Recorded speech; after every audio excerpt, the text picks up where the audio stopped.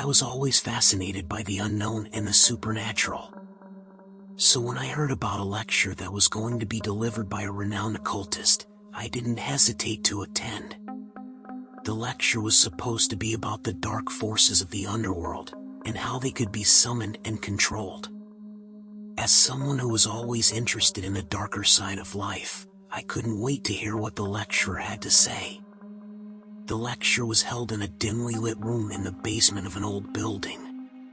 When I entered, I saw that the room was almost full, with people of all ages sitting in chairs that were arranged in a semicircle. The lecturer was already on the podium, his face obscured by the shadows. He began speaking, his voice deep and ominous. He started talking about the different types of demons that existed and how to summon them. He spoke of the different rituals and incantations that were needed to make contact with these malevolent beings. As he spoke, the room grew colder and the air became thick with a sense of unease. Suddenly, the lights went out, and the room was plunged into complete darkness.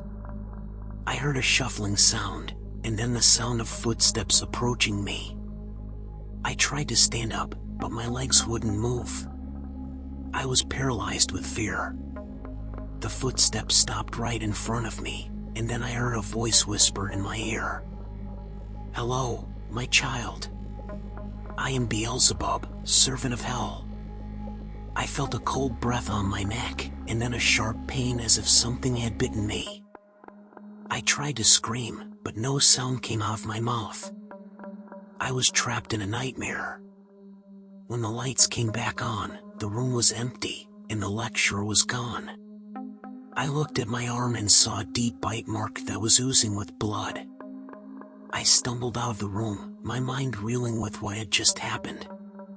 From that day on, strange things began to happen to me.